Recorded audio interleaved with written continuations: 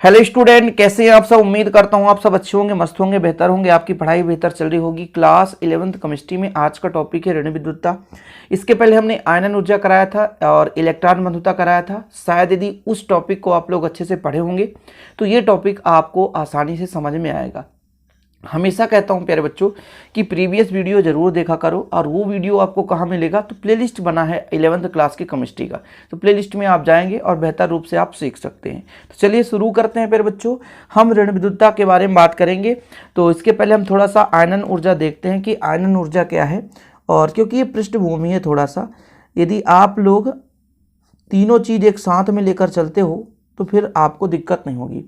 आयनन ऊर्जा, फिर दूसरा आपको कराया मैंने इलेक्ट्रॉन बंधुता। क्या? इलेक्ट्रॉन बंधुता। फिर आपका है ऋण विद्युतता। क्या? ऋण विद्युतता।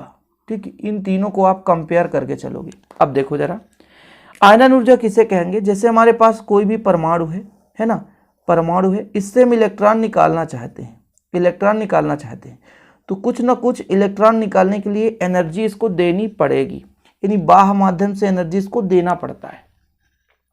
तो जो ऊर्जा हम दे रहे होते हैं परमाणु से इलेक्ट्रॉन निकालने के लिए, उस ऊर्जा को आयनन ऊर्जा कहते हैं। सिंपल है कि किसी भी विलगित या गैसीय अवस्था में किसी परमाणु के बाह्यतम कोश से एक इलेक्ट्रॉन हम निकालना चाहते हैं, और इलेक्ट्रॉन निकालने के लिए जितना ऊर्जा हमें लगती है, जितना ऊर्जा हमें व्यय करनी होती है, उसे कहते हैं ऋण विद्युतता। चीजें क्लियर? किसी भी गैसीय या विलगित अवस्था में किसी भी परमाणु के बाह्यतम कोश से एक इलेक्ट्रॉन हम निकालना चाहते हैं, तो इलेक्ट्रॉन निकालने के लिए जितनी ऊर्जा लगती है उसे हम बोलते हैं ऋण विद्युतता। ओके, ठीक है। इसके बाद आ जाते हैं इलेक्ट्रॉन बंधुता पर। इलेक्ट्रॉन बंधुता क्या है? जैसे हमारे पास फिर से गैसीय विलगित अवस्था में कोई परमाणु है, अब इस परमाणु में इलेक्ट्रॉन हम प्रवेश कराना चाहते हैं, इलेक्ट्रॉन प्रवेश कराना चाहते हैं। अब जब इलेक्ट्रॉन प्रवेश कराएंगे तो इससे ऊर्जा मुक्त होगी। क्या होगी? इससे ऊर्जा मुक्त होगी, यानी ऊर्जा इससे निकलेगी। तो जो ऊर्जा इससे निकलेगी उसे बोलते हैं इलेक्ट्रॉन बंधुता। मतलब इलेक्ट्रॉन बांधते समय किसी भी परमाणु पर ऋण आयन ग्रहण करते समय, यानी परमाणु ऋण आयन कब होगा, मतलब परमाणु पर ऋण आयन कब होगा? जब वो इलेक्ट्रॉन कहीं ना कहीं से ले लेगा। आपको पता है कि यदि परमाणु इलेक्ट्रॉन दे रहा है तो वो धनात्मक आयन के रूप में परिवर्तित होता है। आयनन ऊर्जा में जो परमाणु है तो हम बाह्य ऊर्जा देंगे तो इलेक्ट्रॉन निकल जाएगा, जिससे उस पर धन आयन आ जाएंगे। लेकिन इलेक्ट्रॉन बंधुता में हम इलेक्ट्रॉन प्रवेश कराना चाहते हैं, जिससे ऊर्जा उससे मुक्त होती है। जबरदस्ती किसी के मुंह में खाना ठूसोगे, जब वो खा नहीं रहा तो रोएगा तो जरूर।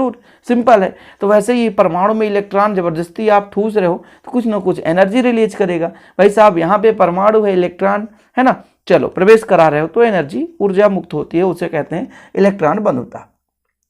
अब इसी के क्रम में बात कर लेते हैं ऋण विद्युतता की। अब ये जो ऋण विद्युतता है ये क्या कहलाता है कि भाई साहब, जैसे मान लीजिए यौगिक में कोई दो परमाणु हैं, अब एक परमाणु दूसरे परमाणु से झपट्टा मारकर खींचना चाहता है उसके इलेक्ट्रॉन को खींचना चाहता है, तो कितनी उसके पास शक्ति है, आकर्षित करने की कितनी क्षमता है, विद्युत ऋणात्मकता कहलाती है। किसी भी यौगिक के अणु में परमाणु मान लीजिए साझे के इलेक्ट्रॉन से जुड़े हैं, सहसंयोजी बंध से जुड़े हैं, एक एक इलेक्ट्रॉन देकर रखे हैं। अब होता क्या है कि भाई साहब वो कोशिश करता है कि हम अलग हो जाएं। अब अलग हो जाए, जैसे हमारे पास मान लीजिए एक यौगिक है, इसमें दो परमाणु हैं, ए और बी, आपस में जुड़े हैं। अब ए कोशिश करता है बी से अलग होने के लिए, या बी कोशिश करता है अलग होने के लिए। तो फिर ये दोनों साझे के इलेक्ट्रॉन से जुड़े हैं, मतलब एक दूसरे के बीच में कहीं ना कहीं इलेक्ट्रॉन आदान प्रदान करके बंध का निर्माण की होंगी। तो फिर ये जो परमाणु है इसके पास कितना क्षमता है कि साझे के इलेक्ट्रॉन को अपनी ओर आकर्षित कर ले। साझे के इलेक्ट्रॉन को, किसको? साझे के इलेक्ट्रॉन को अपनी ओर कितना आकर्षित कर ले, ठीक है, उसकी क्षमता पर बच्चों ऋण विद्युतता कहलाती है। देख लो परिभाषा, किसी यौगिक के अणु में उसके किसी भी परमाणु द्वारा साझे के इलेक्ट्रॉन युग्मों को अपनी ओर आकर्षित करने की प्रवृत्ति को ऋण विद्युतता या विद्युत ऋणात्मकता कहते हैं। ठीक है, विद्युत ऋणात्मकता समझ में आ गया होगा। उम्मीद करता हूं कि प्यारे बच्चों जो आपके सिलेबस में है वो चीज आप समझ पा रहे हैं। मैं कह रहा हूं कि मान लीजिए ए है, ए या ए के बीच में है ना, दो कोई परमाणु है, या तो ए और बी है, इस प्रकार से इनके बीच में कहीं ना कहीं प्यारे बच्चों इलेक्ट्रॉन साझे द्वारा ये बंध बनाकर रखे हैं, है ना। सम परमाणु, ये सम है, देखो सम परमाणु है, ये विषम परमाणुविक है। इनके बीच भाई साहब साझे के इलेक्ट्रॉन को खींचने की कितनी क्षमता है वो उसकी कहलाती है ऋण विद्युतता। चीजें क्लियर? ये आपका मेन टॉपिक हो गया ऋण विद्युतता का। आयनन ऊर्जा समझाना जरूरी था, तीनों में आपको कंफ्यूजन पैदा ना हो, कंफ्यूज ना हो आप, इसलिए आपको समझाना बहुत जरूरी था। अब बात कर लेते हैं इसकी आवर्तिता क्या है, आवर्त में या वर्ग में क्या प्रभाव पड़ता है इसकी। देखो आवर्त का मतलब ये होता है बाएं से दाएं की ओर चलना। आवर्त का मतलब होता है बाएं से दाएं की ओर चलना। जैसे मैं प्यारे बच्चों जब बाएं से दाएं चलता हूं तो मान लीजिए ये एक हमारे पास परमाणु है, इसमें 3 कक्षा है, ठीक है। तो जब हम इधर जाएंगे दाएं ओर तो इसमें भी 3 कक्षा ही होंगे, फिर हम जाएंगे प्यारे बच्चों इसमें भी 3 कक्षा ही होंगे। मतलब हम जब बाएं से दाएं की ओर चलते हैं तो कोषों की संख्या में कोई परिवर्तन नहीं होती, कोष की संख्या फिक्स होती है, याद रखना आप लोग, ठीक है। कोष की संख्या फिक्स होती है। 3 कक्षा ही है, इसमें 4 बना दिया, ये गलत है, 3 कक्षा ही है सब में, ठीक है। ये 3 ही कक्षा है, ये तीसरा कक्षा है, कोई दिक्कत नहीं। आगे जाओगे तो 3 ही कक्षा है। लेकिन जैसे इसके बाह्यतम कोष में 1 इलेक्ट्रॉन, तो फिर 2 इलेक्ट्रॉन, फिर 3 इलेक्ट्रॉन, फिर 4 इलेक्ट्रॉन, 5 इलेक्ट्रॉन, 6 इलेक्ट्रॉन, 7 इलेक्ट्रॉन, और फिर आगे जाओगे तो 8 इलेक्ट्रॉन। इस प्रकार से बाह्यतम कोष में इलेक्ट्रॉन की संख्या बढ़ती जाती है, समझ रहे हो। या तो n-1 में इलेक्ट्रॉन बढ़ते जाएंगे, लेकिन कहीं ना कहीं कोष में इलेक्ट्रॉन की संख्या में वृद्धि होती है। या तो आपके बाह्यतम कोष में इलेक्ट्रॉन बढ़ेंगे, या तो n-1 बाहर से अंदर वाले में इलेक्ट्रॉन बढ़ेंगे, लेकिन बढ़ेगा जरूर। जब हम बाएं से दाएं चलते हैं तो इतना ध्यान रखना कि परमाणु क्रमांक तो बढ़ते हैं, ठीक है, और परमाणु क्रमांक बढ़ते हैं, किंतु कोषों की संख्या में कोई परिवर्तन नहीं होती। यदि कोष 3 है तो सभी में 3 कोष ही है। यहां पर देखो, यदि कोष 3 है तो सभी में 3 कोष ही होंगे, चौथा कोष नहीं होगा, ठीक है, समझ रहे हो। और फिर बच्चों लेकिन इसमें इलेक्ट्रॉन जो है बढ़ते जाते हैं। अब जब इलेक्ट्रॉन बढ़ते जाते हैं तो इनका जो नाभिक का आकर्षण है थोड़ा सा बढ़ता है। जैसे बाएं से दाएं चलते हैं, जैसे यहाँ पर नाभिक का आकर्षण कम होगा, लेकिन जब आप यहाँ पर बात करेंगे तो 8 इलेक्ट्रॉन है बाहर, तो नाभिक का आकर्षण अधिक होता है। और जिसका आकर्षण जितना अधिक होता है वो उतने ही अधिक किसी भी साझे के इलेक्ट्रॉन को खींचने की क्षमता रखता है। समझ रहे हो, थोड़ा समझने की कोशिश करना। जब हम बाएं से दाएं चलते हैं, इधर से ये बाएं से दाएं, तो यहाँ पे जो है 1 इलेक्ट्रॉन है मान लो बाह्यतम कोष में, तो नाभिक का आकर्षण कम है, तो किसी को खींचने की क्षमता थोड़ी से कम होगी इसके पास। लेकिन जब हम यहाँ पर देखते हैं बाहर की ओर, यहाँ पर और बाएं से दाएं की ओर जाओगे तो धीरे धीरे करके बाह्यतम कोष में इलेक्ट्रॉन की संख्या बढ़ जाती है ना।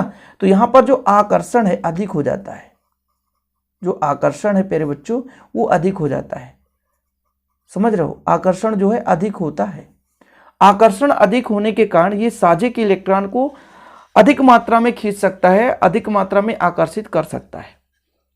तो इसलिए हम कहते हैं जब भी हम बाएं से दाएं चलते हैं तो आयनन ऊर्जा के मान में भी वृद्धि होती है, इलेक्ट्रॉन बंधुता भी बढ़ता है और ऋण विद्युतता भी बढ़ता है, तीनों चीज बढ़ते हैं, याद रखिए आप लोग, ठीक है। जिन तत्वों में इलेक्ट्रॉनों के लिए नाभिकीय आकर्षण अधिक होता है उनकी ऋण विद्युतता या विद्युत ऋणात्मकता अधिक होती है।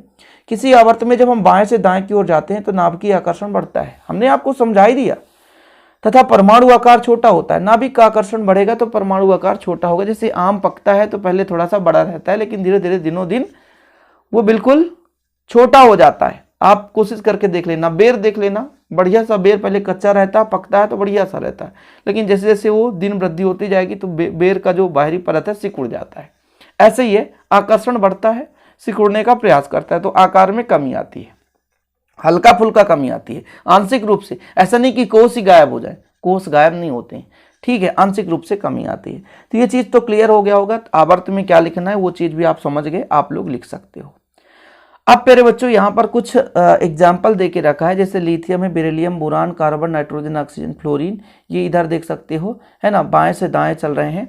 तो इनका ऋण विद्युतता का मान है 1.0, 1.6, 2.0, 2.6, ये क्रम है, ठीक है, ऋण विद्युतता का क्रम है। तो उम्मीद करता हूं कि ये क्रम भी आप लोग समझ गए होंगे कि जैसे से बाएं से दाएं चलते हैं तो वृद्धि होती है। अब हम वर्ग की बात करते हैं। वर्ग में जब ऊपर से नीचे चलेंगे तो परमाणु आकार बढ़ेगा। किसी वर्ग में जब हम ऊपर से नीचे की ओर जाते हैं तो परमाणु आकार वृद्धि होने के कारण नाभिकीय आकर्षण कम हो जाता है, जिससे ऋण विद्युतता घटती है। ठीक है, सिंपल है, पेपर में आएगा तो इतना ही करना है। अब इसको आप कैसे समझोगे, तो एक बढ़िया सा डायग्राम बनाता हूं आपके लिए कि प्यारे बच्चों, पहले जब हम मान लीजिए किसी वर्ग में पहले परमाणु की बात करते हैं पहले तत्व के में, 1 कोष है। फिर जब नीचे जाते हैं तो 2 कोष हो जाता है। फिर जब हम नीचे और जाएंगे तो कितने कोष हो जाएंगे, 3 कोष हो जाएंगे। फिर हम प्यारे बच्चों नीचे जाएंगे तो 4 कोष, ये 3 कोष और ये 4 कोष। फिर और आप नीचे जाओगे तो 2 कोष, 3 कोष, 4 कोष और एक और कोष हो जाएगा 5 कोष। फिर आप नीचे जाओगे तो 6 कोष हो जाएंगे, ये 3 कोष, ये 4 कोष, 5 कोष और 6 कोष। क्या सीखने को मिला, ऊपर से नीचे जा रहे हो तो क्या बढ़ रहा है बच्चों, कोष बढ़ रही है। अब थोड़ा सा आप समझो, यदि आकार कम है, आकार छोटा है, जैसे यहां पर देखो नाभिक का आकार बहुत कम है तो आकर्षण यहां पर ज्यादा होगा, आकर्षण ज्यादा होगा, ठीक है। बिल्कुल अत्यंत पास में इलेक्ट्रॉन है ना, अत्यंत इसके बाह्यतम कोष में जो इलेक्ट्रॉन है एक ही कक्षा है तो पास में, नाभिक से पास में है तो आकर्षण बहुत ज्यादा है। लेकिन बच्चों जब हम नीचे की ओर जाते हैं यहां पर, तो यहां पर नाभिक का आकर्षण बहुत कम है, बहुत कम है, ठीक है। वैसे भी आकर्षण जहां पर ज्यादा होगा तो इलेक्ट्रॉन को अपनी ओर खींचने की जो क्षमता है वो ज्यादा होगी। यहां पर जो इलेक्ट्रॉन को आकर्षित करने की क्षमता की मैं बात करूं, साझे के इलेक्ट्रॉन को खींचने की जो क्षमता है यहां पर अधिक है, यहां पर मैं बात कर रहा हूं, क्योंकि आकार छोटा है, परमाणु आकार छोटा है, नाभिक का आकर्षण अधिक है तो इलेक्ट्रॉन को अपनी ओर खींचने की क्षमता ज्यादा रखता है। लेकिन जैसे जैसे समूह में हम ऊपर से नीचे जाते हैं बच्चों, तो यहां पर हमने देखा कि जैसे जैसे ऊपर से नीचे जाते हैं तो आकार बढ़ जाता है, क्योंकि इलेक्ट्रॉन बढ़ते हैं, कोष की संख्या बढ़ती है, कोष की बढ़ने से नाभिक का आकर्षण कम हो जाता है और नाभिक का आकर्षण कम होने के कारण बच्चों यहाँ पर क्या हो जाता है, इलेक्ट्रॉन को अपनी ओर आकर्षित करने की क्षमता कम हो जाती है। इसलिए कहते हैं जब हम वर्ग की बात करते हैं तो ऊपर से नीचे की ओर जब वर्ग की बात करते हैं तो भाई साहब ऋण विद्युतता में कमी आती है। चाहे इलेक्ट्रॉन बंधुता की बात करो, चाहे आयनन ऊर्जा की बात करो, चाहे विद्युत ऋणात्मकता या ऋण विद्युतता की बात करो, तीनों में प्यारे बच्चों कमी आती है ऊपर से नीचे जाने पर। अब बारी आई स्क्रीनशॉट की तो आप लोग ले सकते हो। अब इसके बाद हम बात करेंगे विद्युत ऋणात्मकता या ऋण विद्युतता को प्रभावित करने वाले कारक, ठीक है। ये कारक आप यूं चुटके हमें ही मतलब एक चुटकी बजाते याद कर लोगे, क्योंकि बच्चों ये बिल्कुल हम समझा चुके हैं, बस एक बार आपको हिंट देना है। जैसे हम बात कर लेते हैं परमाणु आकार। हमने आपको कहा कि जैसे जैसे समूह में ऊपर से नीचे चलते हैं तो परमाणु आकार में क्या होती है, वृद्धि होती है। देख सकते हो एग्जाम्पल के रूप में हम आपको विधिवत डायग्राम के सहारे आपको समझा रहे हैं ताकि आपको रटना ना पड़े। कोशिश यही है कि आप बिल्कुल कम समय में समझ लो। तो जैसे जैसे हम ऊपर से नीचे आते हैं तो परमाणु आकार में वृद्धि होती है। परमाणु आकार वृद्धि होने के कारण भाई साहब जो नाभिक का आकर्षण है कम हो जाता है। ये चीज मैंने बता दिया, नाभिक का आकर्षण क्या हो जाता है, कम हो जाता है, कमजोर हो जाता है। आकार बढ़ने के कारण नाभिक का आकर्षण क्या हो जाता है, कमजोर। तो इलेक्ट्रॉन को अपनी ओर खींचने की जो क्षमता है वो कम हो जाती है। इसलिए यदि आकार बड़ा हो गया परमाणु का तो भाई साहब आकार बड़ा होने के कारण ऋण विद्युतता के मान में कमी आ जाती है, बस सिंपल है। दूसरा, प्रभावी नाभिकीय आवेश। नाभिकीय आवेश मतलब बाह्यतम कोष में बढ़ते हुए इलेक्ट्रॉनों की संख्या। तो मैंने आपको बताया था कि यदि नाभिकीय आवेश बढ़ेगा, बाह्यतम कोष में इलेक्ट्रॉन की संख्या बढ़ती जाएगी तो नाभिक का जो आकर्षण बल है वो बढ़ता जाएगा। नाभिक का आकर्षण बल बढ़ रहा है बच्चों, नाभिक का आकर्षण बल बढ़ रहा है और नाभिक का आकर्षण बल बढ़ने के कारण इस इलेक्ट्रॉन को अपनी ओर खींचने की जो क्षमता है वो भी साझे के इलेक्ट्रॉन को, किसी अन्य इलेक्ट्रॉन को नहीं कि ऐसे ही आवारा इलेक्ट्रॉन घूम रहा उसे खींच लो, ऐसा नहीं हो सकता।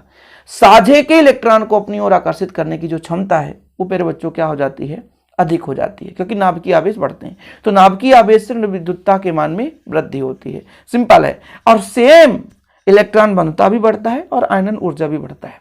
आक्सीकरण अवस्था, देखो आक्सीकरण अवस्था उच्च होने पर विद्युत ऋणात्मकता का मान अधिक हो जाता है। यानी जितना ज्यादा आक्सीकरण होगा उसमें विद्युत ऋणात्मकता उतनी ही अधिक होगी। तो ये मुख्य रूप से 3 प्रभावित करने वाले कारक आप तैयार कर लो। और वीडियो पसंद आए तो लाइक जरूर करिएगा, शेयर करिएगा। ऐसे ही वीडियो पाने के लिए हमारे चैनल को सब्सक्राइब कर लें, साथ ही बेल आइकन प्रेस कर लें। हैंड रिटेन यदि नोट्स लेना है तो 100 रुपये चार्ज है, जिसका कॉन्टैक्ट नंबर मैं आपको दे देता हूँ 9685 29 91 49। ये मेरा पर्सनल नंबर है जिस पर आप कांटेक्ट करके व्हाट्सएप पे मैसेज कर सकते हैं। 100 रुपये एक विषय का चार्ज है और हैंड रिटेन नोट्स प्रॉपर रूप से आपको मिल जाएगा। चलिए, जय हिंद, वंदे मातरम।